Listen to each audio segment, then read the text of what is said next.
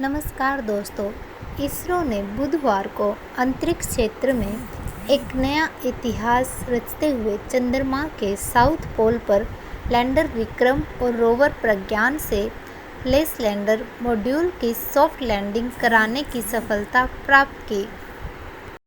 आइए देखते हैं इस मिशन को सफल बनाने के पीछे किन किन लोगों का हाथ है। भारत के लिए ये एक बहुत ही ऐतिहासिक पल है जब चांद पर हमारा तिरंगा लहरा रहा है। चंद्रयान 3 के एक लैंडर विक्रम ने सफलतापूर्वक चांद के साउथ पोल पर लैंडिंग कर ली है, लेकिन क्या आपको पता है कि वो लोग कौन हैं जिन्होंने इस मिशन को सफल बनाया है? चंद्रयान 3 में मिशन डायरेक्टर मोहन कुमार हैं और रॉकेट निदेशक बिजू सी थॉमस हैं। भारतीय अंतरिक्ष अनुसंधान संगठन इसरो के एक वरिष्ठ अधिकारी ने बताया कि लगभग 54 महिला इंजीनियर वैज्ञानिक हैं जिन्होंने सीधे चंद्रयान 3 मिशन में काम किया है। वे विभिन्न केंद्रों पर काम करने वाली विभिन्न प्रणालियों की सहयोगी और उप परियोजना निदेशक और परियोजना प्रबंधक हैं।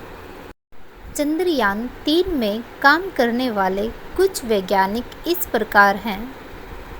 डॉक्टर एस सोमनाथ, अध्यक्ष इसरो।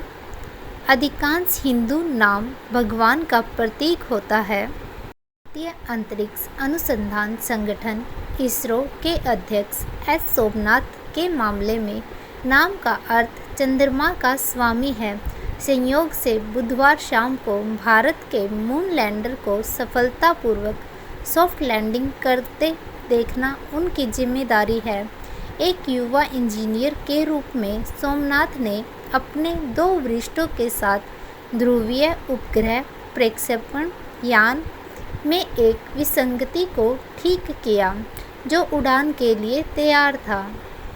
आमतौर पर ऐसी स्थिति में रॉकेट प्रक्षेपण स्थगित कर दिया जाता है। दूसरा विकल्प समस्या को ठीक करने का प्रयास करना था जब रॉकेट में ईंधन भर जाता है, जो एक जोखिम भरा काम है। हालांकि युवा सोमनाथ सिंह सहित 3 बहादुर अधिकारियों ने समस्या को ठीक कर दिया। रॉकेट सुरक्षित रूप से उड़ान भर गया और मिशन को सफल बना दिया। लगभग 2 दशक बाद इसरो के प्रमुख के रूप में सोमनाथ ने उन मुद्दों को ठीक कर दिया है जिसके चलते भारत के पहले चंद्रमा लैंडर विक्रम की क्रैश लैंडिंग हुई थी। एक हिंदी शिक्षक के बेटे सोमनाथ की रुचि विज्ञान में थी। बाद में उन्होंने मैकेनिकल इंजीनियरिंग में बीटेक किया, लेकिन रॉकेटरी में उनकी सक्रिय रुचि थी। 1985 में सोमनाथ को इसरो में नौकरी मिल गई और वे तिरुवनंतपुरम में विक्रम साराभाई अंतरिक्ष केंद्र में शामिल हो गए, जो रॉकेट के लिए जिम्मेदार था। सोमनाथ ने TKM college of engineering Kollam से मैकेनिकल इंजीनियरिंग में बीटेक और स्ट्रक्चर्स, डायनामिक्स और कंट्रोल में विशेषज्ञता के साथ Indian institute of science Bangalore से एरोस्पेस इंजीनियरिंग में मास्टर डिग्री ली। इसरो अध्यक्ष बनने से पहले सोमनाथ निदेशक के रूप में बीएसएससी के प्रमुख थे। डॉक्टर एस उन्नीकृष्णन नायर, निदेशक विक्रम साराभाई अंतरिक्ष केंद्र। वह भारत के रॉकेट केंद्र विक्रम साराभाई अंतरिक्ष केंद्र के प्रमुख एक प्रतिष्ठित वैज्ञानिक होने के साथ साथ एक मलयालम लघु कथाकार भी हैं। डॉक्टर एस उन्नीकृष्णन ने केरल विश्वविद्यालय से मैकेनिकल इंजीनियरिंग में बीटेक, भारतीय विज्ञान संस्थान बेंगलुरु से एरोस्पेस इंजीनियरिंग में एमए और भारतीय प्रौद्योगिकी संस्थान मद्रास से मैकेनिकल इंजीनियरिंग में डॉक्टरेट की उपाधि प्राप्त की है। उन्नीकृष्णन ने 1985 में बीएसएससी में अपना करियर शुरू किया और भारतीय रॉकेट GSLV, GSLV और LVM-3 के लिए विभिन्न एरोस्पेस प्रणालियों और तंत्रों के विकास में शामिल थे। वह 2004 से मानव अंतरिक्ष उड़ान कार्यक्रम के अध्ययन चरण से जुड़े हुए थे और प्री प्रोजेक्ट प्रौद्योगिकी विकास गतिविधियों के लिए परियोजना निदेशक थे।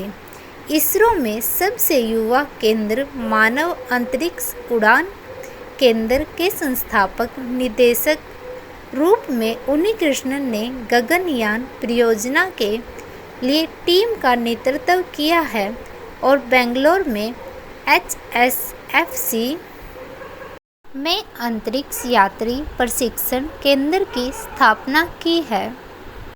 Doctor P. वीर मुथुवेल परियोजना निदेशक चंद्रयान-3 के एक रेलवे कर्मचारी के बेटे डॉक्टर P. वीर मुथुवेल का लक्ष्य हमेशा आसमान छूना था। तमिलनाडु के विलुपुरम जिले से रहने वाले वीरमुथुवेल ने मैकेनिकल इंजीनियरिंग में अपना डिप्लोमा पूरा किया और इंजीनियरिंग में डिग्री प्राप्त की। बाद में उन्होंने IIT मद्रास में PhD की। वह 2014 में इसरो में शामिल हुए। M. शंकरन निदेशक UR राव सैटेलाइट सेंटर। एक प्रतिष्ठित वैज्ञानिक M. शंकरन ने 1 जून 2021 को इसरो के सभी उपग्रहों के डिज़ाइन, विकास और कार्यान्वयन के लिए देश के अग्रणी केंद्र UR राव सैटेलाइट सेंटर के निदेशक के रूप में पदभार संभाला। वह वर्तमान में संचार, नेविगेशन, रिमोट सेंसिंग, मौसम विज्ञान और अंतर्ग्रहीय अन्वेषण जैसे क्षेत्रों में विभिन्न प्रकार के उपग्रहों के लिए नेतृत्व कर रहे हैं। URSC इसरो ने अपने 35 वर्षों के अनुभव के दौरान उन्होंने मुख्य रूप से power system, satellite positioning system और लो अर्थ ऑर्बिट उपग्रहों, भूस्थैतिक उपग्रहों, नेविगेशन उपग्रहों और बाहरी अंतरिक्ष मिशनों के लिए RF संचार प्रणालियों के क्षेत्रों में योगदान दिया है, जैसे चंद्रयान, मार्स ऑर्बिटर मिशन और अन्य। 1986 में भारतीदासन विश्वविद्यालय तिरुचिरापल्ली से भौतिकी में मास्टर डिग्री प्राप्त करने के बाद वह इसरो सैटेलाइट सेंटर में शामिल हो गए, जिसे वर्तमान में URSC के रूप में जाना जाता है। ये बात तो ही उन लोगों की जिनका हाथ था चंद्रयान-3 को सफल बनाने में। आइए जानते हैं क्यों चंद्रमा के दक्षिणी ध्रुव पर सॉफ्ट लैंडिंग बहुत कठिन है। सॉफ्ट लैंडिंग में नियंत्रित डिसेंट होता है, जिससे स्पेसक्राफ्ट की सुरक्षित लैंडिंग सुनिश्चित होती है। चंद्रमा के दक्षिणी ध्रुव में उबड़-खाबड़ इलाका होने के साथ साथ कई क्रेटर्स और बड़ी बड़ी चट्टानें हैं। ऐसे क्षेत्र में होने के कारण स्पेसक्राफ्ट की लैंडिंग के लिए उचित स्थान नहीं मिल पाता है। वहीं दक्षिणी ध्रुव के कई इलाकों में लंबे समय तक छाया रहती है, इसीलिए दक्षिणी ध्रुव पर सॉफ्ट लैंडिंग बहुत कठिन है। Thank you.